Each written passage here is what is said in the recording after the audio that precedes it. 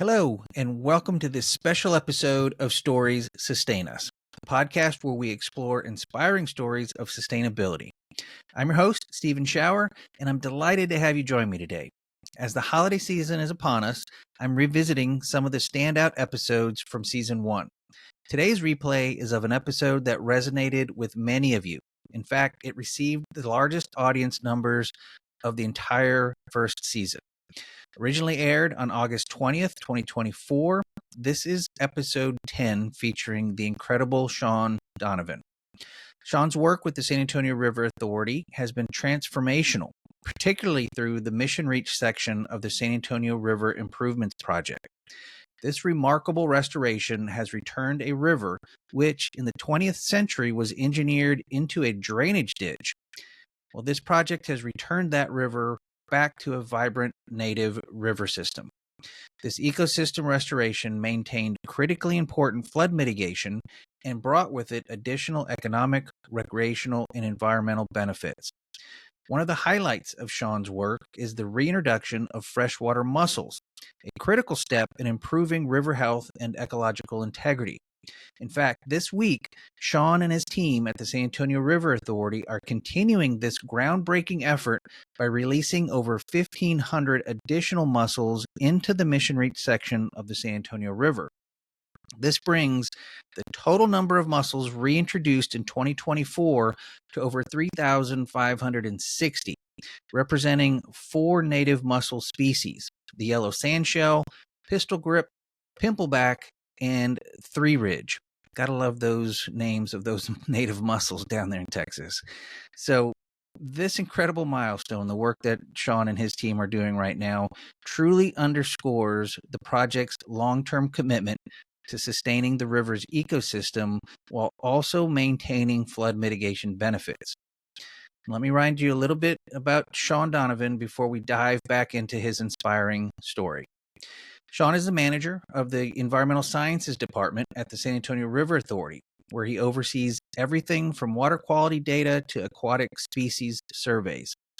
He's a certified fisheries professional, a project management professional, and a proud alumnus of Texas A&M University Corpus Christi.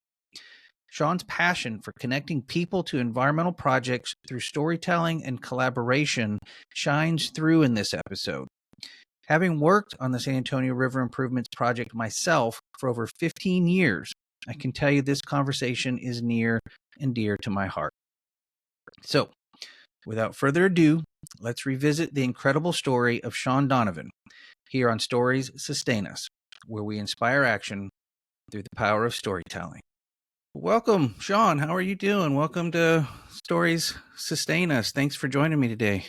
Yeah, my pleasure. Again, really good seeing you again, Stephen. I'm glad we could catch up and in a different forum than I probably expected to catch up with you again. So, it's good to chat. It's great to see you. And as just introduced you, we have a history together working at the San Antonio River Authority together. And thanks for taking time out of your work day to join me and tell the story of some really good success story. What's going down there on the river, and in a world where there's so many hard or disappointing or sad environmental stories, sustainable stories, there's some real incredible success stories going down there, and we'll get to that in a minute. But let's jump into your story, Shaun. What's your story? Tell me about where you grew up, what life was like for you as a kid, how you became the professional that you are. Yeah, absolutely. And I do want to start off by I think you make a really cool point about the positive stories, because I think it's really cool to have a platform like this to be able to share positive things, because you're right there.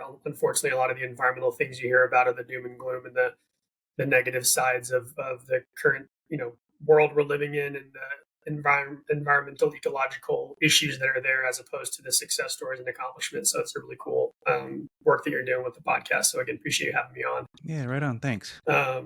So I'm originally from San Antonio. I was actually born in Japan. My parents came over to San Antonio when I was 4 or 5 months old, so no recollection over there. Air Force Military family, and yeah. But I was very lucky. My parents both decided to kind of do different tours. My dad was in the Middle East, mom was in Korea off and on, so we could stay here. So I've been in San Antonio my whole life, and it's kind of funny that looking back, a lot of my formative kind of environmental experiences or things growing up was not San Antonio. In San Antonio, my brother and I are both soccer players, so that was our lives here. Yeah. Were sports, soccer, and doing things like that, playing basketball and younger but older, soccer every weekend. And so whenever we were free in the summertime, we'd go to the Northeast. My dad's from Massachusetts, mom's from New York, and so my earliest environmental outdoor memories were all streams and creeks and lakes and forests in the Northeast. None of them really in San Antonio. I remember fishing for brook trout and rainbow trout, but I never really did any fishing for catfish or channel catfish or Sure. bass or anything. So it's kind of funny that a lot of where my professional life is in Texas, my kind of connection to that started in the Northeast. And the only things that really helped, I say the only thing, one of the big things that helped me really connect was the opportunities, the amusement kind of opportunities that were nature related. So the Whitty Museum here in San Antonio, Yeah, great museum. SeaWorld. My brother and I did like the SeaWorld camps when we were younger, and you did a 4 or 5 day camp at SeaWorld for the summertime. And Thursday night you get to do a sleepover inside the penguin exhibit viewing area or the aquarium viewing area. So those are very indelible memories for me growing up as a kid. And that was like the big spark. I remember being a kid and saying forever I'm going to be a marine biologist, going to be a marine biologist. And that's kind of where my passion started. And so whenever I was looking for colleges, I had 2 requirements. It was, can I play soccer somewhere, which not really, no, wasn't very good. So I wasn't going to go play college soccer. And then can I go somewhere where they have a biology program? I ended up kind of narrowing it down to 2 places. There was a place called Spring Hill College in Alabama that had some soccer that I could play over there. But a buddy of mine was going to in Corpus Christi, and we ended up decided to go together. And so I went to In Corpus for college, and that's whenever the connection to the actual industry and really getting my feet wet in a lot of different places, literally and figuratively, started down in Corpus. And loved that place. It's the campus is an actual island where we were the islanders, but it's surrounded by bay. So there's Oso Bay system right behind it. There's Corpus Christi Bay right in front of it. So you were literally surrounded by the thing I went there to study, and I loved that, and I got really fortunate. I volunteered in an environmental microbiology lab when I was a junior or sophomore, I think maybe a sophomore. And then I got my first job in the field. I was making $5.25 an hour working in an environmental microbiology lab. And the funny thing is I always look back, and that's probably one of the biggest resume points for me that ended up getting me a job at the River Authority was volunteering or working for $5 an hour in an environmental microbiology lab. And I just, I never thought that would be the thing that would help me land a job that I've now been here for 12 years. But I did that for a little bit. Then in my end of my junior year, going into my senior year, I got an opportunity to do what's called an REU, a research experience for undergraduates. And really, really lucked out on that, because it's funny, there's always these turns and there's always these turns in life where it's like, you think you have this big downside of, I was applying for a Texas Parks and Wildlife Department internship. Yeah. And I was down to the final 2, and it was like a young professionals internship, and I ended up not getting it.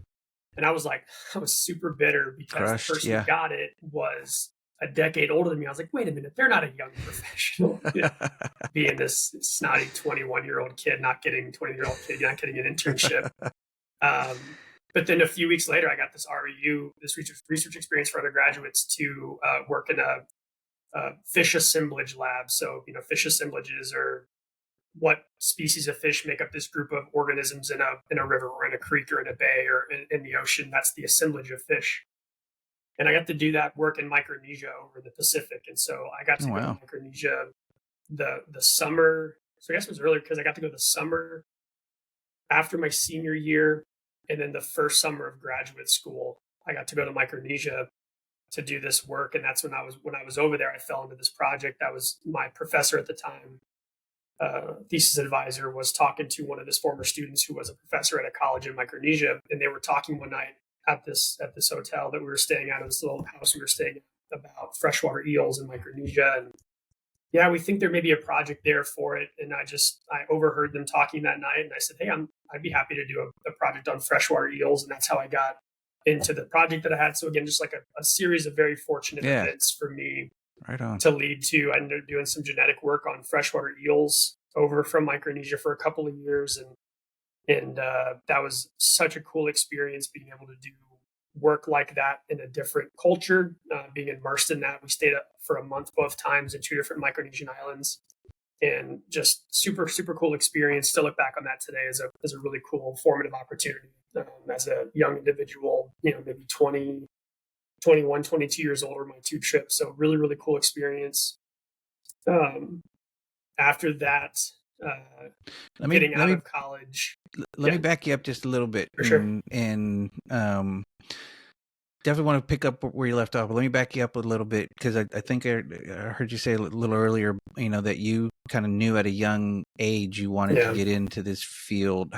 How old were you when you were doing these SeaWorld campovers Yeah. and things like that? That, because not many folks that I've encountered anyway kind of hit on, they know what they want to do at such a young age. So Yeah. tell me a little bit about that, because that sounds fascinating to me, because that's not my story. I didn't hit on what Right. I wanted to do when I was Yeah. young, other than play soccer. I also grew up playing Yeah. soccer, and I just knew I wanted to play soccer forever, and that was not likely for in the United States in the 80s, when Yeah. soccer wasn't really a thing yet. So Yeah, for sure. And it's also not a thing when you're in the 90s and not very good at soccer. So, fair you're, yeah, a enough. little shared experience there for us. Yeah, yeah. Um, So how old were yeah, you when you kind of hit on this? This is what I want to do when I grow up, kind of thing. yeah.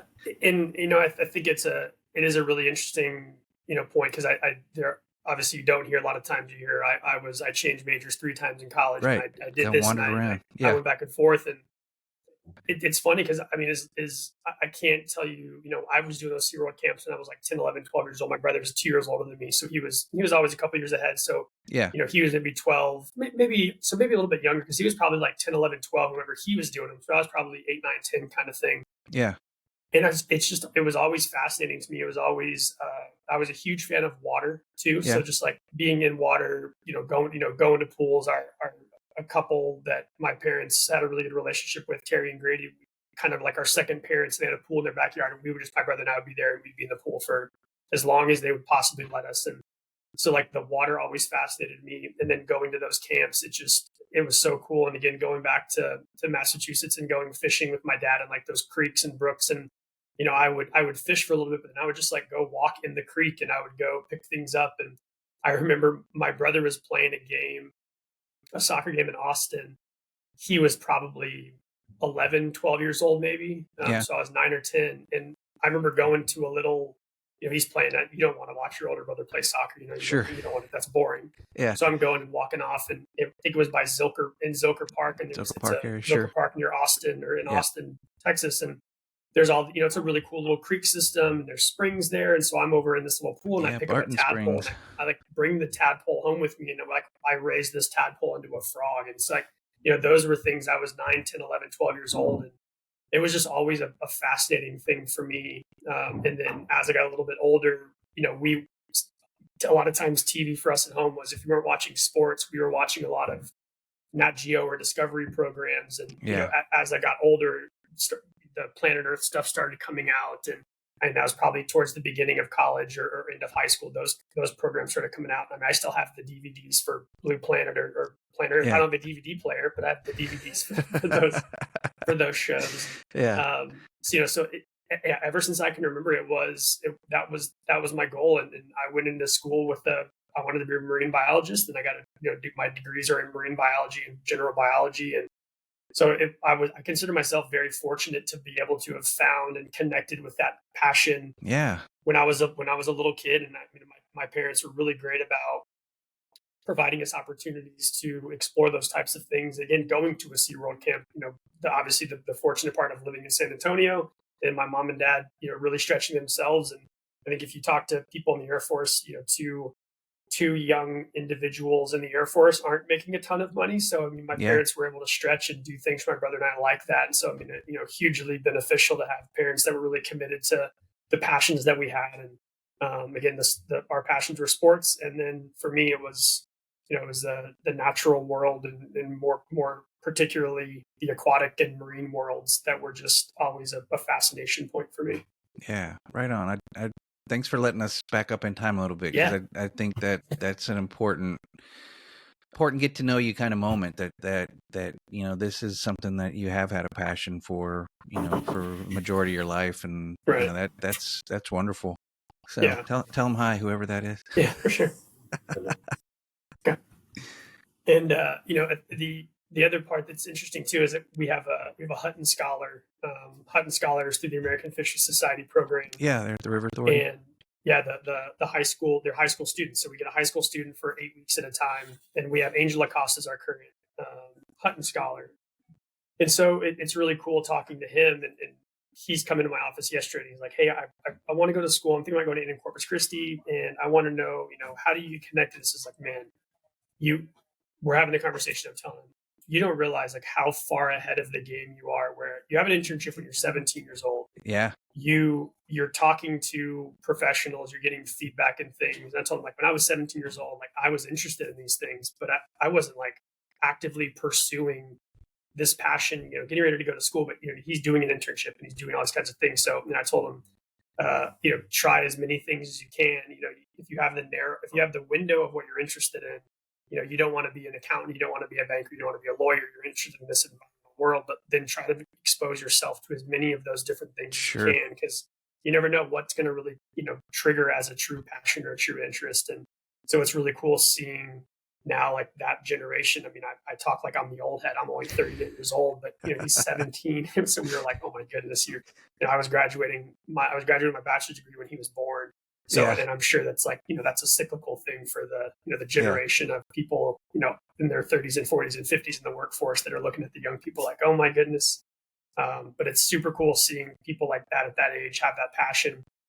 And even then is like how values driven that generation is really cool. I want to work for a company that supports the things that I support and has sustainability measures. And like, I think that's a super cool thing to see. And so talking to that generation's fun, especially as you reflect back to what was I doing when I was 17? What was I doing when I was 20? What was I doing when I was 25? And, but yeah, I'm very fortunate that I was able to connect with the passion young, and then again, be able to find the opportunities to continue to again, do what I'm passionate about today, and have some really cool opportunities to accomplish some really cool things that are advancing the environmental health of the community that is my home and also my workplace. And so that's a lot of really cool confluences in my life for sure.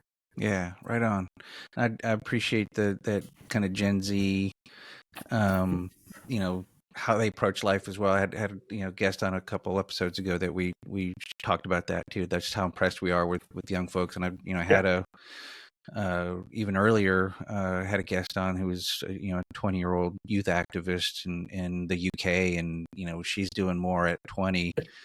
She rattled off this list of everything she's doing, and she's like, "Oh, I'm sure this is not that much compared to other people you talk to." And I'm like, "No, you just did more in 18 months than most people have done in many decades." So it's like your resume is longer than mine still is. So it's like it's pretty impressive. So it is impressive to see the younger generation just jumping in, and getting involved. So back to you, I guess, as a younger person. You were finishing up in Micronesia. Thanks for that little diversion back in time a little bit. I appreciate it. But you were finishing up your work in Micronesia, I think, is where we left the story. So pick us up again. Where are we going next? For sure, yeah. And so at that point in time I graduated my master's degree in 2010. And the semester I was finishing up my thesis, I did some work here back in San Antonio at Camp Bullis. Is a military installation that is for Army training. So it's a very natural space in the middle of, it's a natural space very much in the middle of not natural spaces in northern San Antonio, where you have these huge developments around it, and endangered species called a golden cheek warbler there. So I was doing surveys on Camp Bullis, and then the next part was like this was another just like pivotal moment of where I could have gone. So I was looking for jobs in the summer of 2010, and I'll always remember where I was when this happened. Is I was like applying. I probably applied for like 75 jobs over the course of a few months, and I was like, man, what's going to happen? What's going to happen? And I was applying for jobs literally all over the world, trying to find something in the career field. So I get to this point where I was like down to my last few bucks, and I was like, I don't want to keep rely on my parents to keep me afloat, and Sure. so I was like, what am I going to do? I'm going to do so. I was applying for these jobs, and I was getting an occasional interview. I had an interview with a group called the Gulf and South Atlantic Fisheries Foundation, and then I also had an interview for a local pest control company. And I was like, I really don't want to do, with all due respect to the pest controllers, it's a necessary profession. I just didn't want to do it. Yeah. It wasn't my thing. Was it It marine biology related? was not marine biology related. It was like I went on a practice, like basically like a shadow day. And I'm like crawling through I'm not a small person for people who haven't met me before. I'm not short and I'm not narrow. And it was like I was like going in crawl spaces to like set like traps for mice, and I was just, it was like summer in Texas, and I was miserable. I was like, I don't want to do this, but it was like my only option for the time being. It's like tangentially related to my, to wildlife and fisheries kinds of field, if you want to be generous with the word tangentially. Um, and they offered me the job like on a Friday, and I was like, I really don't want to do this, but I need a job. And so I'm like, I'm gonna take a couple of days. I'm gonna go. So I had a lot of friends still in Corpus Christi, so I went down and hung out with my friends for a couple of days. Yeah. And it was Monday morning, and I'm like, I'm gonna have to call these people later today and accept this position. I got a call that morning on a Monday back from the Gulf and South Atlantic Fisheries Foundation offering me a job as a marine fisheries observer. And I was just like, the weight of the world lifted off my shoulders. Like, yes, please. Like, how fast can I sign the dotted line for that work? And so, yeah, I how different things would have been if that call would have come later, or if I didn't get that call at all from them. I still look back and think like, man, what would my career have been? Where would I end up at? Sure. If that little inflection point hadn't gone the way that it had. And so I did that for a couple of years, and that was a really cool job. I was able to work on commercial shrimping boats. I would go offshore with them for my longest trip, I think, in one go was 28 days offshore. I did a trip where we were back and forth for about 42 days offshore, back and forth, and we were offshore for maybe 40 of those 42 days. But we were doing work with what are called bycatch reduction devices and turtle excluder devices. Mm. And then we were doing called electronic logbook program, where we would see, anything that isn't shrimp and on a shrimp boat is considered bycatch. So how much of that bycatch were sport fish, like red snapper or redfish or speckled sea trout, and what percentage of that bycatch were sharks. And so some of those were endangered species or threatened species. And so you would kind of keep track of that bycatch on those boats. I did that for a couple of years. It was a super cool job. A lot of really cool kind of stories and cool pictures and just experiences with that. So I loved that job, but it was where were you kind of ported at? Where were you going getting in and out of port? Yeah, we were. So I did a few trips out of Freeport, Texas, which is kind of Galveston, Houston area, so northeast Texas coast. And then I would do some other ones, Bon Secour, Alabama, Houma, Louisiana. So just all Gulf Coast stuff for that job. But it was really cool. You get a call and you're going to go meet a boat in Alabama and you're going to leave. And so it was a really cool kind of unknown thing. You got to meet some very cool, very interesting people. Yeah. It was a fun job for a young single individual. Was a good 2-year experience.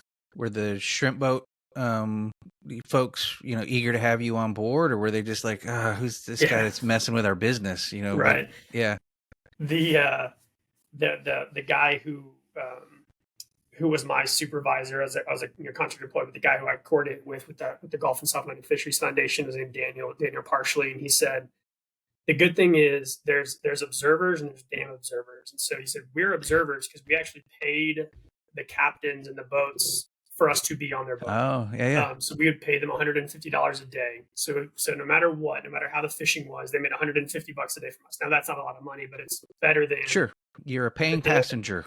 Yeah, exactly. The dam observers were like NOAA and the National Marine Fisheries Service. The regulators. If I was an observer and you were a captain, I'd say, Captain Shower, hi, my name's Shaun. I know you're leaving this afternoon. I'm going on your boat. And you wouldn't have a choice. It was something you had to do. And it was like you sucked it up and you took this observer out on the water with you. So the captains that we worked with knew we were coming. They knew we were going to pay them every day to be out there to collect this data. So they liked us because of those reasons, whereas other captains hated observers. You have, I mean, Sure. we would go and do like trainings with the NOAA and the NIMS observers, and they would tell us these absolute horror stories of these captains that would just treat them like garbage because they were these unexpected people. And the boats that are going to agree to be part of our program are the ones who are not going to have violations of. Sure. They're Yeah. not going to have expired tags. They're not going to be keeping illegal species. So right. Yeah. There's a reason probably why some of the captains didn't like the regulatory observers, because maybe they weren't always doing things the way they're supposed to. So I got to change a couple things up now that you're joining me on this boat. So exactly. Yeah. So that was a nice difference than some of the other folks that did that job. Yeah. The regulators get a hard time, but they have an important role to play in at least my view of the world. Some overregulation is a thing, but regulation is important regardless. Yes. So there is a line to walk.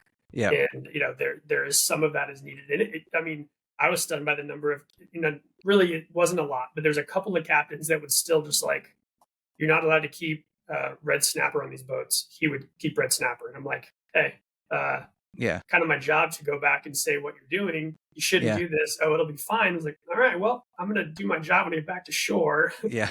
So, I got back to shore, and that's one of those longer stories where there was a lot of things going on with that particular captain that weren't the greatest. So, yeah. Well, that's an interesting part of your story. I don't think I ever knew that part of your history. So that's a fascinating job that it was you had fun for a few years. Yeah, it sounds like it was interesting. So right, and then the kind of the last bit of my journey before the River Authority was another kind of just like really good happenstance. And so whenever I was kind of finishing up my time, I kind of knew it was like, this is not a long-term career thing. Sure. I don't want to be offshore for a month at a time for the rest of my life. And towards the end of my job, I started dating the woman who's now my wife. So Chrissy and I met in 2012. And so as you're developing that relationship, relationships are hard to develop when you're gone for a month without cell phone reception or ways to contact anybody. And so we started kind of dating. So that's kind of where my thoughts started going. In addition to us starting to date, it was also just like I was ready to stop doing that. And I was looking for some jobs, but, not terribly active, kind of starting to look. And so because I was gone about 9 months out of the year for those 2 years, I was staying with my parents still when I was back. And so I was at my parents' house after a trip, and my parents were both at work, but they got the San Antonio Express News at the time, our local newspaper. Mm-hmm. And they knew I was looking for a job. So if they came across it, they would kind of pass it my way. So I came downstairs one morning, they were both at work, and on the kitchen table was a newspaper cutout of an aquatic biologist posting for a job at the San Antonio River Authority. So that was how I first heard of the River Authority and first found out there was a job there. My mom cut out a newspaper clipping and put it on the kitchen table. That's awesome. That was how I found out about it, applied for that job, and I got that position in October of 2012 here at the River Authority, and I've been here since then. So started as an aquatic biologist, and I'm managing the environmental sciences department now, and it's been a really, really fun 12 years of my life. And I think we do a lot of really interesting, fun, unique things here. But I also never knew about the River Authority until I started working at the River Authority, until I saw that newspaper clipping. And I know that you, as the the director of our communications intergovernmental stuff before, know that getting people to know who we are is a constant battle. Yeah. I still have friends going, saying, yeah, my buddy Shaun, he works for SAWS and San Antonio Water System. I'm like, nah, I don't. But water is good enough. It's good enough. Or you work for the city. People, it's confusing. Yeah. Exactly. Yeah. So. Well, the River Authority is my big piece of my heart's there after spending 15 years working there, and I couldn't agree with you more. The agency does some really impressive work, and I would say progressive work. In all the years that I was there and had the opportunity to travel around the world and talk about the river improvements project that we were working on, the Mission Reach project, which we're going to roll into here, I imagine, with your story. Even now when I'm, here in Seattle and still in the water world and what I do here and tell people about what I used to do, the reaction was like, you did that in Texas? Because, Texas obviously has this, reputation of being right of center politically. And Yeah. when you tell the story that you're getting ready to tell about this really amazing environmental work that has benefits for economics and has benefits for recreation. I mean, it's really this wonderful example of the triple bottom line kind of coming together, this amazing project that benefits people, planet, and economically the city. People just don't think that kind of stuff happens in Texas, which I think adds emphasis to the significance of the story. That there's just some really amazing environmental restoration work happening in the middle of Texas, the heart of Texas. So why don't we move into that, Shaun? Tell us a little bit about the San Antonio River Improvements Project, particularly the Mission Reach project, which is the ecosystem restoration section of that big, $384 million project. I won't talk about it because I spent most of my life talking about it, but I will let you tell everybody about it now that I don't work there anymore, and it's your job to promote it. So what is the San Antonio River Improvements Project and the Mission Reach section? What is that? And the floor is yours. I'll stop talking. Yeah, no, you're good.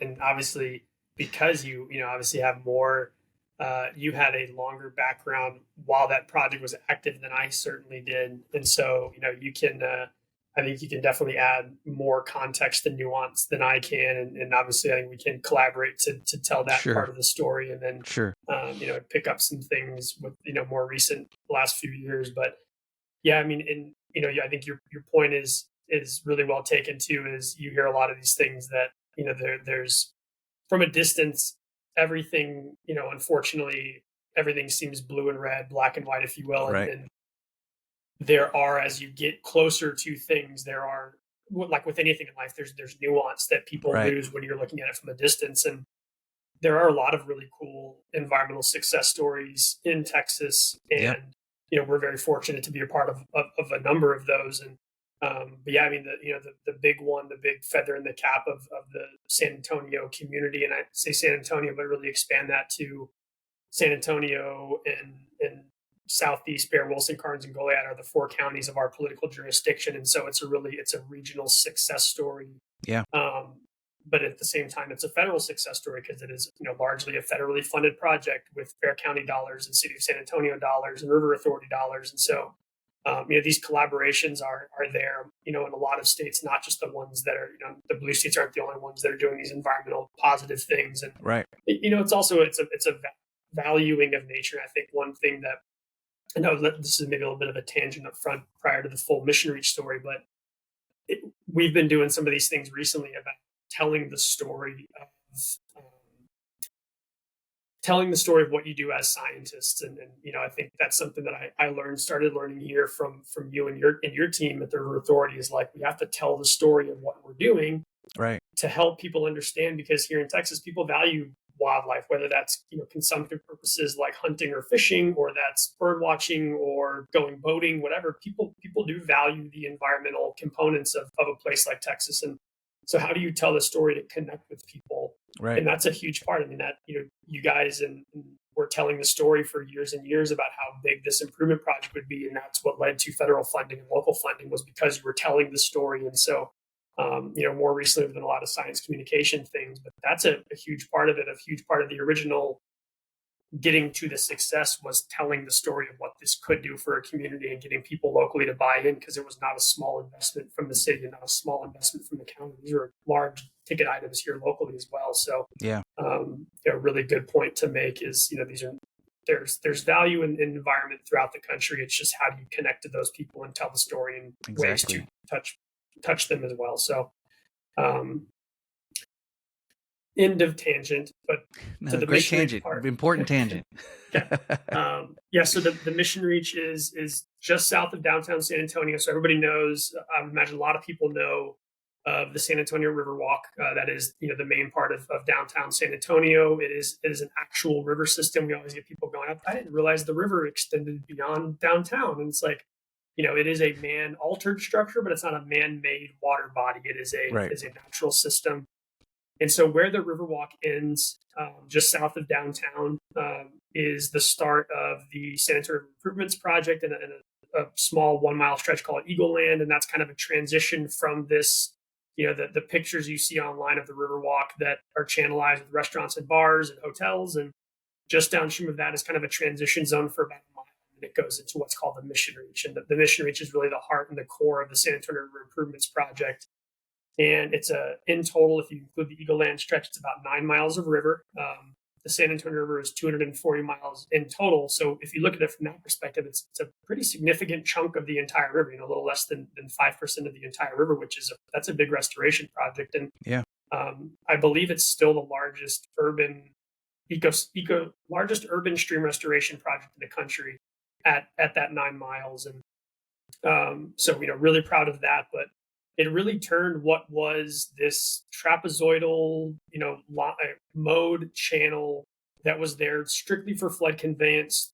From starting in the 30s, there was all sorts of flood conveyance work done in San Antonio that really just the focus was get water out of downtown as fast as you possibly can. There was really devastating financial floods and loss of life floods in downtown. And so that's what the river was a flood conveyance channel, get things out, protect downtown San Antonio as much as you can. And the Mission Reach Improvement Project changed that to make that trapezoidal channel into a more of a natural river system, and put in some meanders and some bends, and put in riffle structures, and have riffle runs, pools, and glide, kind of a natural function of the ecosystem. That you pointed out earlier, and I know Steve Graham, a former interim general manager and assistant general manager and deputy general manager, all of the titles at the River Authority.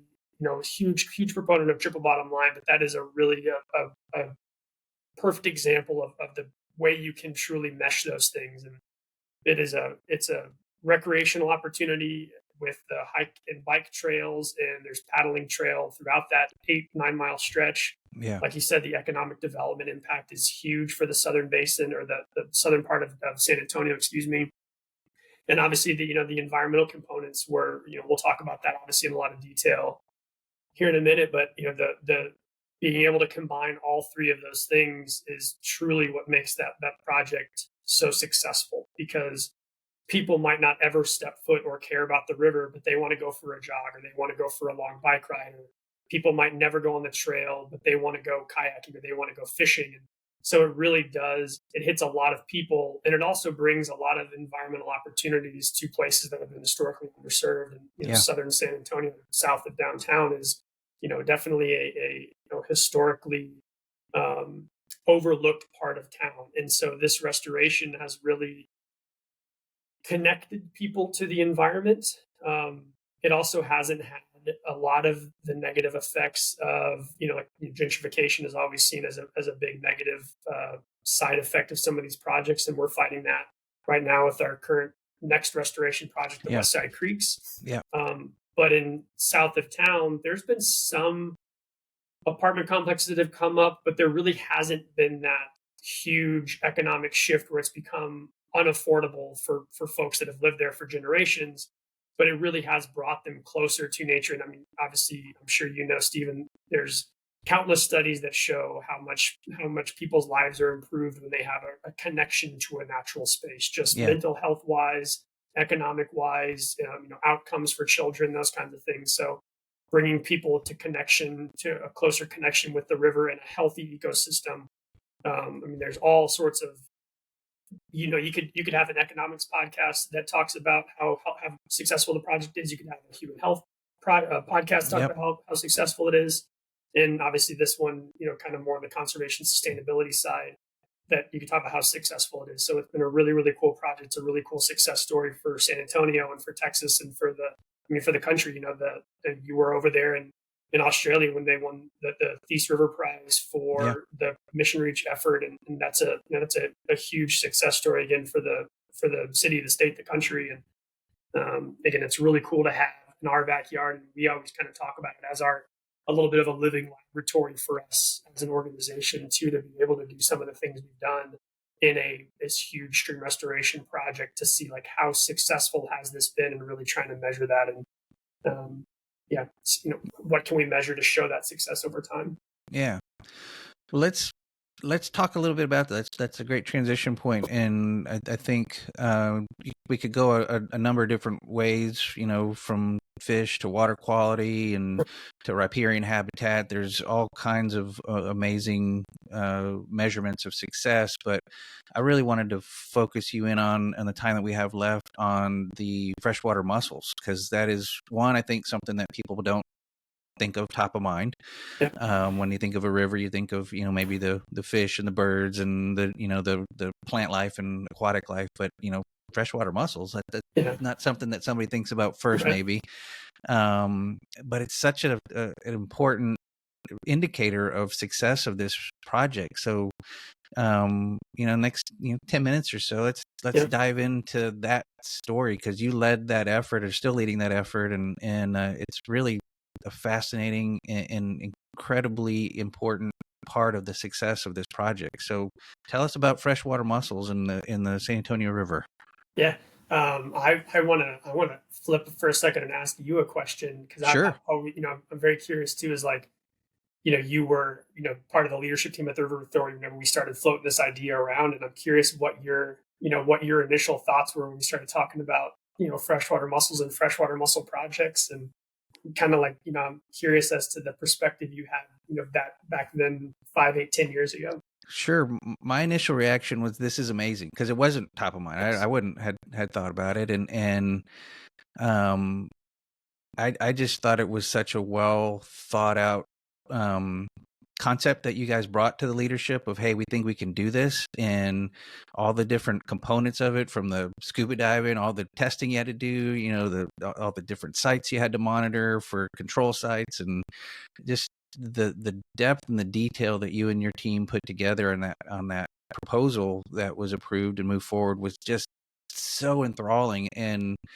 from the fact that, again, that the kind of the freshwater mussels perspective, and what I learned from you, it's kind of like the canary in the coal mine. If mussels can't survive there, there's water quality problems, there's habitat problems, there's all kinds of things. But if we can show that mussels can survive there, then we can show the environmental lift that this project has helped come along. So from my perspective, from the moment you pitched it and following you in the years of doing it, it was just an exciting thing to see you and your team doing, and to know that I worked at a place that did that. It was really, I loved it. I loved every minute Yes. of it, which is why I'm really grateful you agreed to come on the show and tell that story, because I think it's such an important story that most people wouldn't have thought of. Yeah, and I really appreciate, hearing that, and I always joked with Chris Vaughn, as a former aquatic biologist here at the River Authority, and again, Yeah. out there kind of close to you now, and Yeah. we were always, honestly, like, always waiting for the other shooter drop. Like, we get to do this is super cool. We're getting to do this project. We're getting all the support.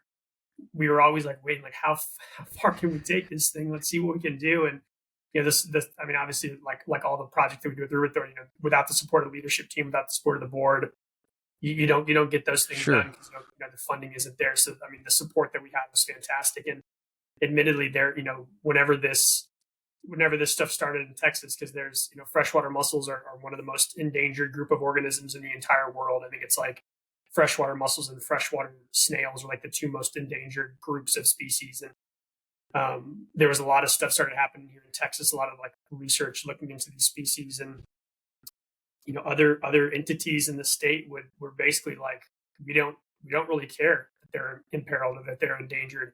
We don't Right. really care. We're going to keep doing what we have to do to maintain our day-to-day operations. But the San Antonio River Authority wasn't like that. There was support from you, and our group of Steves, our Steve Robbie, and Yeah. you and Steve Graham were huge supporters, and obviously Suzanne Scott, our former Suzanne. Yeah, GM. absolutely. Yeah. It was awesome to have that support from people, because whenever Chris and I kind of started thinking about these projects, it was, we think we can do this really cool, maybe even unique to Texas project.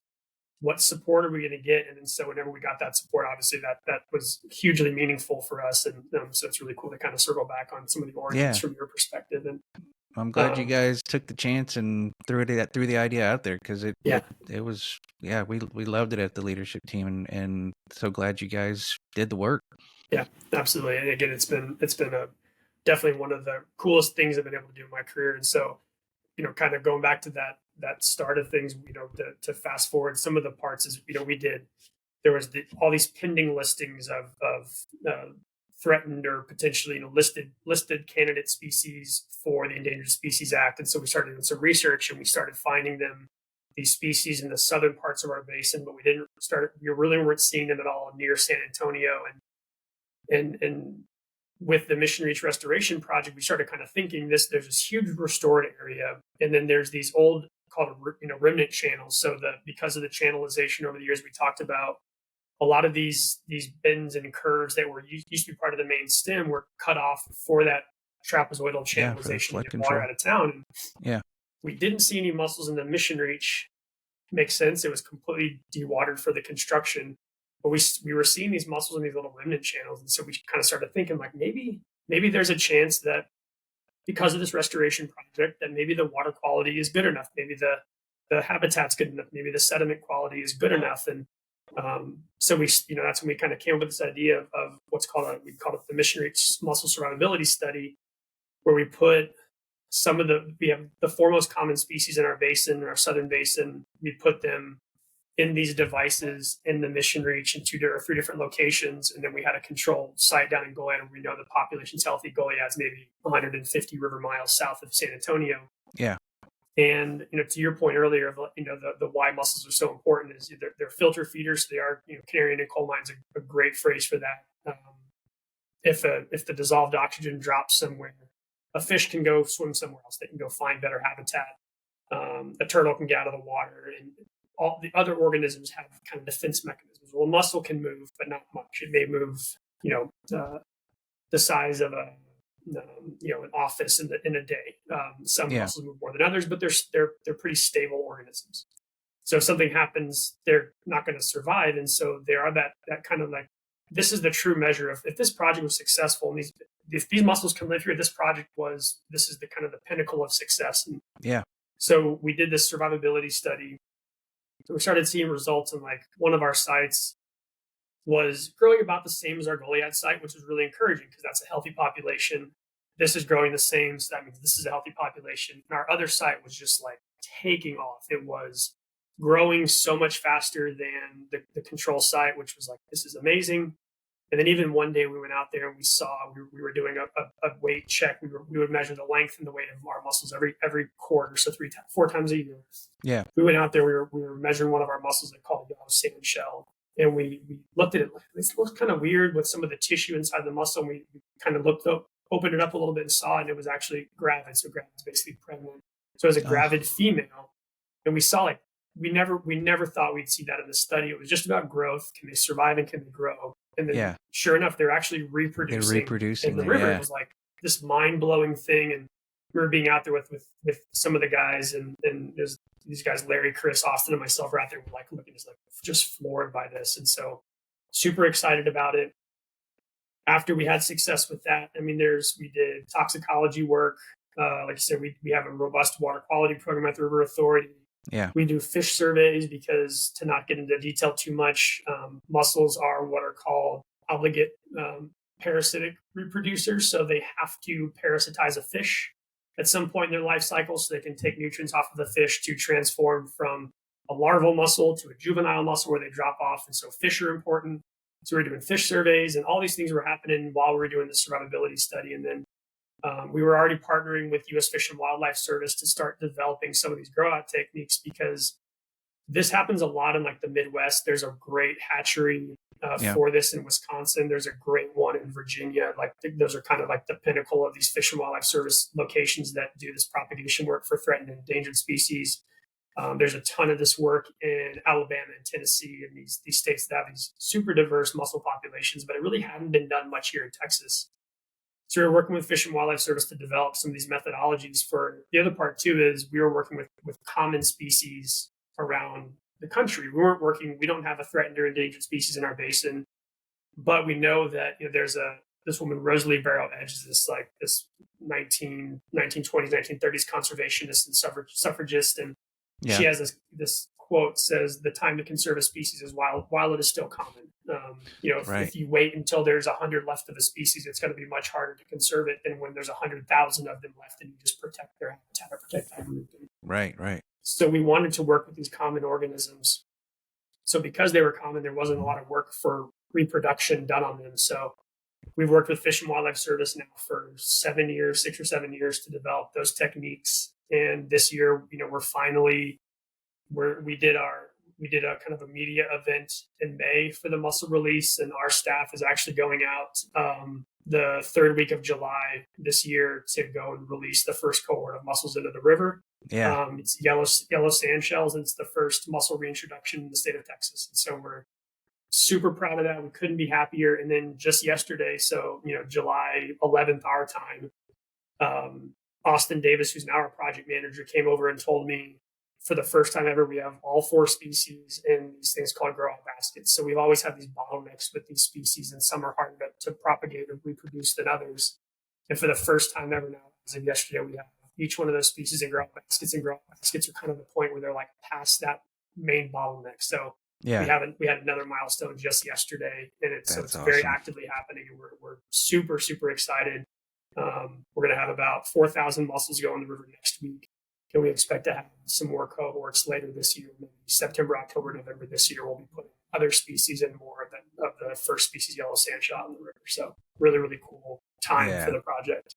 That's so amazing. I disconnected from it obviously for a few years since I left the River Authority, but I still follow you all on social media and friends there and everything. And so I saw the media a few months ago.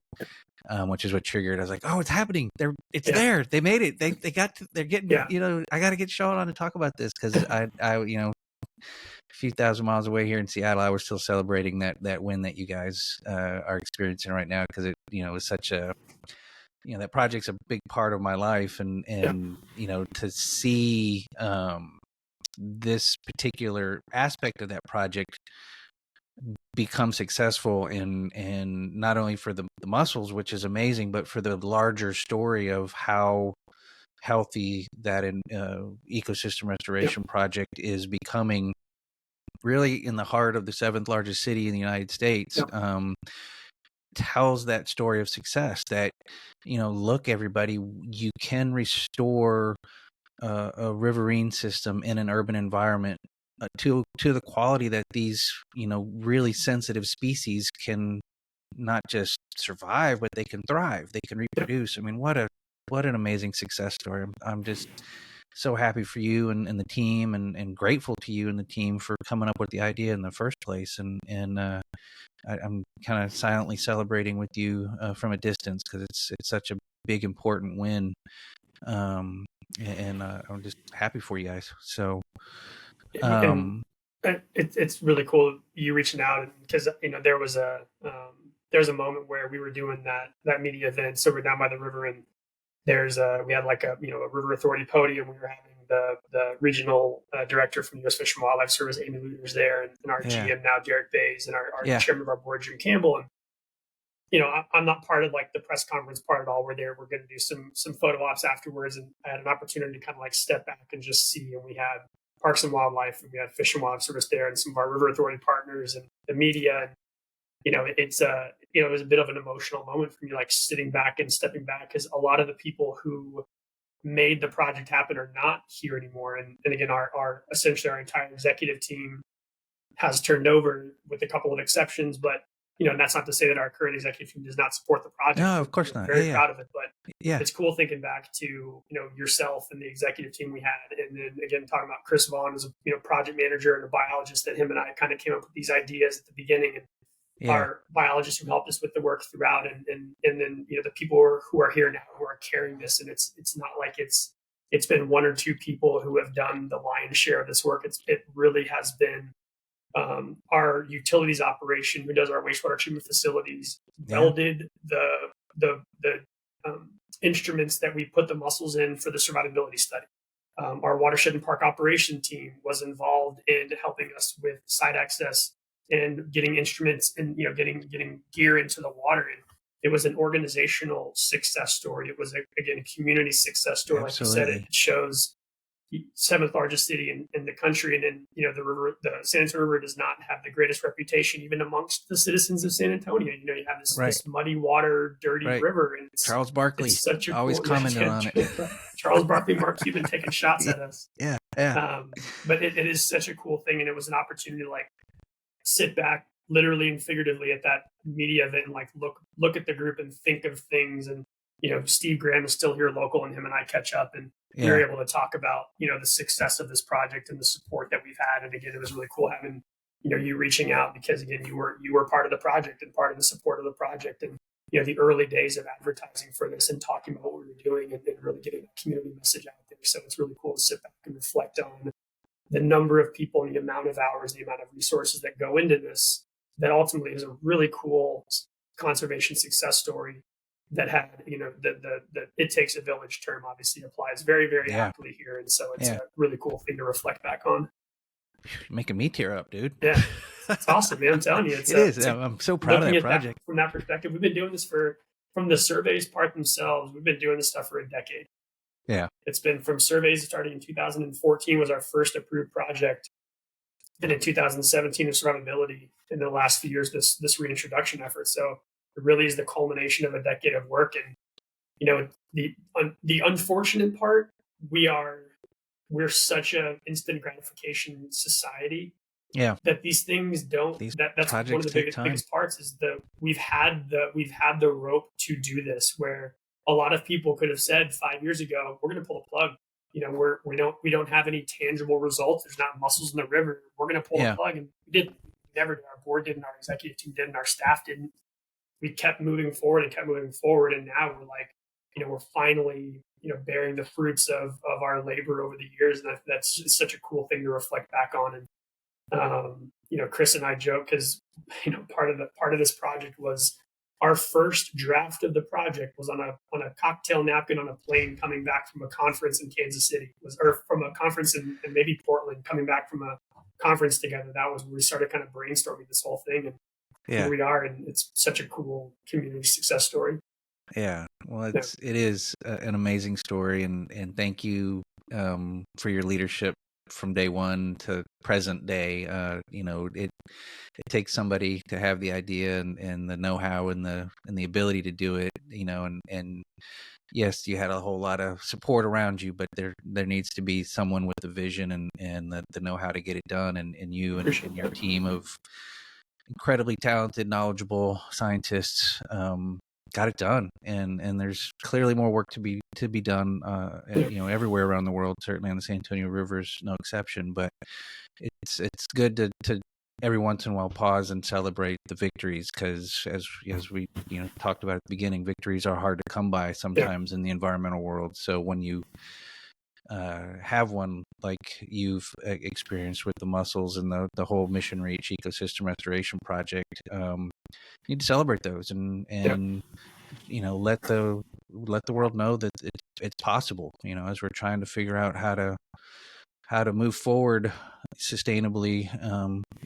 into the future. This is an ongoing example for people to follow, which is why the project won that global award, because it was recognized as something that globally people should be looking at on what to do in cities. So thank you for all your dedication and passion and effort to be such an important part of that. So I appreciate all that, Stephen, for sure. Yeah. So the time we have left, since we want to celebrate wins, but we also want to, hopefully people listening to this or watching to this, are tearing up like I am and feel inspired. They want to go attack something and do something to help. What can I do to help? Yeah. So what can people do either to support you at the San Antonio River Authority or support their local freshwater system, or just what's your call to action for people to do here now that they've heard this story? Yeah, I think there's two levels of calls to action. We talk about environmental things. Obviously, there's the what can I do?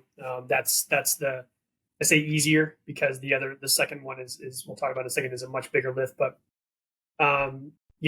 think about where you are. Think about the system you interact with, and how what are the little things you can do to ensure that you individually or your family or friends or your community are taking those little steps to protect a local water body or a local, whether your thing is a water body or a forest or a meadow, something. I think we all have to some level of visceral connection to some part of nature, and Yeah. there's nothing too small. We always talk about, put plants, put plants, native flowers on your back porch if you have an apartment. Put it, go and try to be involved in a community garden. If you have the means and the ability to do larger things, like do something in your yard that collects stormwater so it's not running off and decreasing water quality. Those are all building up to larger things you can do. And if you have a chance, connect with your local organizations. I know in Texas we have river authorities that there a lot of those groups have outreach opportunities, but whether that's a watershed conservancy in a different part of the country, or whatever your local group is, if it's a trash pickup day, if it's just learning about what's around you, there's steps you can take. There are groups across the country. People would love to have you help out with preserving and protecting natural spaces, and enjoy those natural spaces. Go out there and go to a park, go kayaking, go appreciate those kinds of things. I think that one thing we always talk about, to kind of bring it back to the mussels for a second, is we always talk about, like, the connection you get when you experience these things. First, I never worked with mussels till I worked with the river authority. And the first time I picked up a mussel out of the sand or out of the gravel, it's like you have this lifelong connection to that experience. And so if you have those experiences, you connect to those things better. So, I just advocate, if you have the opportunity, if you have the time, go to those natural spaces, engage in those. And, the second part is the bigger part is, it's the making choices with things, and hopefully you have a connection to this where you do want to use your voice and your vote to vote for things that you believe in from an environmental perspective. And I'm not even to get into the national or local politics Sure. at all, but that is a way you can use your voice and be active in voting. Yes. Yeah. Be active in voting.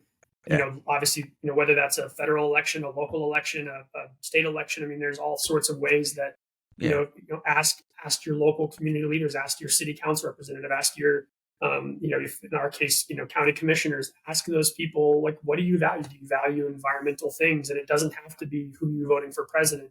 It could be who your local constituent, the local leaders you have in your community, and what do they believe in, and are they going to support this park you want to block off for environmental sustainability purposes? And are they going to advocate for nature-based solutions or low-impact development things to help with water quality? Are they going to not make decisions that compromise environment for the sake of profit? We talk about triple bottom line. Nobody's saying stop developing anything in the entire world, but there's ways you can do those things in an intelligent, thoughtful manner. Advocate for those things. Again, that's harder because it takes a lot of people to get there. And you can spend your dollars conscientiously and try to work with organizations that share your values. You talk about value-driven generations that are coming up behind us who think a whole heck of a lot more about that stuff than we did when we were kids. And that's such a cool thing to see, that people are understanding, like, if I'm going to spend my dollars at your organization or with your company, you have to have the same beliefs that I do. I think that's great.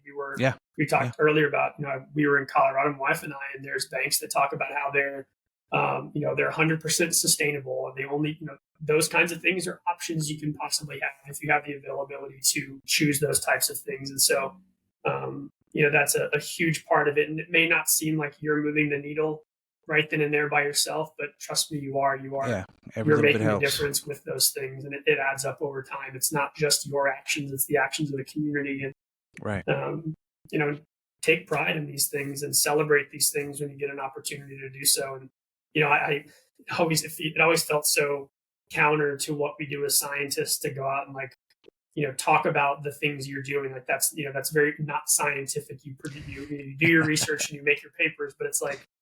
But the community connects to those kinds of things. So for people that are in the industry, don't be shy to tell your story. Don't be shy to say yes to your public affairs representative and go do a media event or a blog or a social media post. And those things move the needle a lot, and it helps get that community connected and excited about things. And we fight that in San Antonio again, to talk about the perception of this dirty, muddy river. It's like the river is such a cool resource we have in our backyard, but people in the community don't necessarily think that. So if we can change their thoughts, they're going to be more prone to protecting it. So protect it, yeah. Whether you're in the industry or not, there are a lot of things that you can do to help with local advocacy or statewide advocacy or federal advocacy. That's wonderful advice. Thank you, Shaun. It's the last set of questions, and I know we're, appreciate your time today. Absolutely. So I like ending every episode talking about hope. And, hope is not, where the work gets done. You gotta, Right. But hope is what gives you the reason to go do the work, and hope is this idea that you can envision a better future, but have some personal agency to make that better future a reality. So, I'm going to ask you 3 questions, kind of rapid fire. Just give me the first kind of gut reaction to these questions. The first question is, what is your vision for a better future? It could be for you personally, professionally, or for the world. What's your vision for a better future? My vision for a better future is people valuing the space and the world around them as much or more than they value the material things. You can buy a new phone, you can buy a new video game, you can buy a new whatever your thing is, but that forest, that river, that creek is the only one that's going to be there. And you can have your phone, you can have your video game, but you can also have that. So people valuing those spaces as much as maybe we do the things that are, within our direct grasp all the time. Right on. Why is that your vision for a better future? Because I think it's a realistic thing. I think it's an attainable. It may sound very lofty, but I think it's very attainable. We all have a connection to that in some form or fashion. We may lose it. We may have a connection whenever we were an 8-year-old kid. My wife talked about she's an 8-year-old kid picking blackberries down on the coast of Texas when she was younger. And she wasn't a big outdoors person, but she kind of found that connection again. We can all find that, and we can all have that. And as we have these opportunities to expand these spaces that are available to people, I think it's a real, because I don't think it's an unattainable thing. Right on. So the last question then, imagine your future vision is reality, that we do live in a world where people value that space as much or more than they might value the material things within their immediate grasp. So it's real, it's happened, we're there. How do you feel? Calm. The being able to sit back and enjoy and not, we have a lot of positive stories, but again, there are a lot of negative ones. And I feel like maybe we'd be out of, or at least on the back end of that constant churning of the wheel of trying to not take those 2 steps back after that 1 step forward. So calm, relaxed, enjoying a creek or river somewhere, probably. Right on. Right on. Well, thank you, Shaun, so much for your time today. Thank you for all the amazing things you're doing for the San Antonio and South Central Texas community, and frankly, the nation and the world. Your work is really kind of the leading the way in many areas. So thank you for all that you're doing, and thank you for taking time to join me today and share your story with us. And really appreciate it, man. Going to continue to follow you from afar and cheer you on, and look forward to celebrating your next victory down there. So thanks for being here with me today. Yeah, we really appreciate it, Stephen. This is an awesome opportunity to chat with you again, and appreciate the very kind words, and always excited to talk about it when we can. All right. Take care. Yes, sir. Bye. Thank you for tuning in to this Encore presentation of Stories Sustain Us. Shaun Donovan's work with the San Antonio River Authority is a testament to the power of collaboration, innovation, and storytelling in driving meaningful environmental change. As we celebrate the reintroduction of over 3,500 native mussels into the mission reach of the San Antonio River this year, let's take inspiration from Shaun's commitment to sustainability and ecological restoration. It's stories like these that remind us of the positive impact that we can all have on our world. If you enjoyed this episode, please share it with someone who might be inspired by Shaun's work. And don't forget to rate and review Stories Sustain Us on your favorite podcast platform. And please be sure to follow Stories Sustain Us so you don't miss any episodes. As always, I really thank you for your support. So as we continue to celebrate the stories that sustain us this holiday season, the next episode will be the final season 1 show. If you're a follower of Stories Sustain Us, you know every interview ends with me asking each guest the same 3 questions about hope. In this final season 1 episode of Stories Sustain Us, I am replaying all the responses I received to the questions about hope. You can check out this uplifting episode on December 17th. It will be available at storiessustainus.com, wherever you listen to podcasts, and on YouTube. And don't forget to mark your new 2025 calendar. Season 2 of Stories Sustain Us launches on January 14th with brand new stories that will inspire you into action. Till next time, I'm Stephen Schauer. Please take care of yourself and each other. Take care.